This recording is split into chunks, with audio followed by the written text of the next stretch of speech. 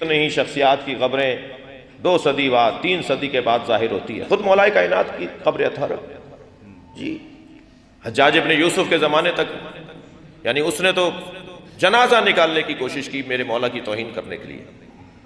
3000 جگہ کوفے میں گڑھے کھدوائے کہ یہاں سے میت نکلے گی، یہاں سے نکلے گی، یہاں سے نکلے گی، اور مولا علی کی توہین کرنے کا اس نے اعلان کیا ہوا تھا جی.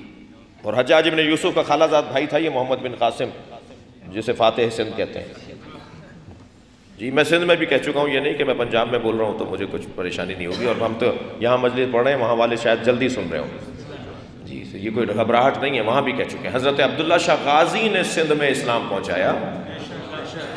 محمد بن قاسم تو انہیں مارنے آیا تھا، اور ٹھٹے میں محمد بن قاسم نے ہی انہیں شہید کیا.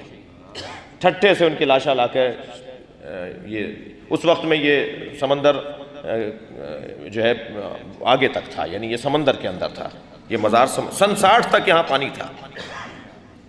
میں نے ایک آواز اٹھائی تھی کاظمی صاحب کہ ہمیں مرکزی جلوس جو نشتر پارک کا ہے اسے حضرت عبداللہ شاہ غازی کے مزار تک کیوں نہیں لے جایا گیا.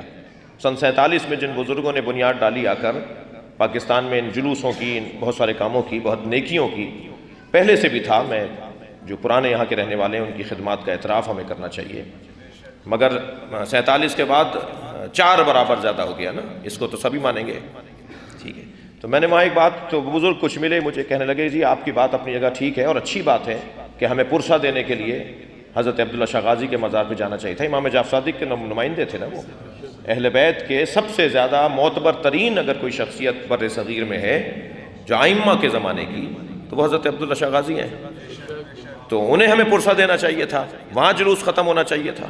تو انہوں نے بتایا سن 60 تک تو یہ پانی تھا، یہ تو سمندر تھا، اور یہ سمندر کے اندر ایک پہاڑی کی ٹیلا تھا، چوٹی تھی جس کے اوپر جا کے ان کو دفنایا گیا تھا.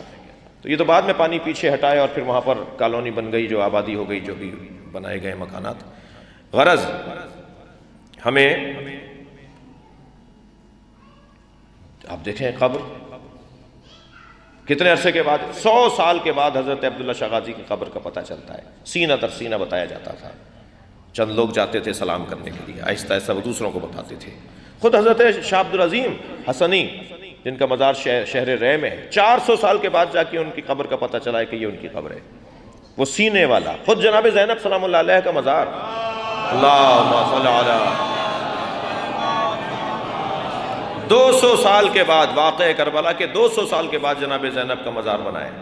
وہ سینے والا علم آگے چلتا رہا جی، خاندانی وہ سلسلہ جو چلتا رہا، وہ جو سینہ در سینہ بتایا جانے والا علم ہے.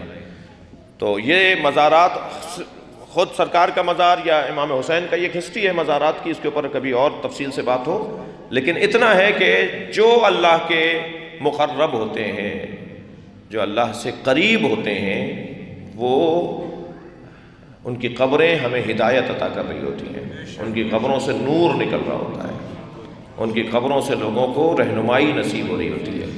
آپ جب کربلا جاتے ہیں نا تو کربلا کی فضا میں نور ہے، کربلا کی فضا میں علم ہے، تقوی ہے، پرہیزگاری ہے.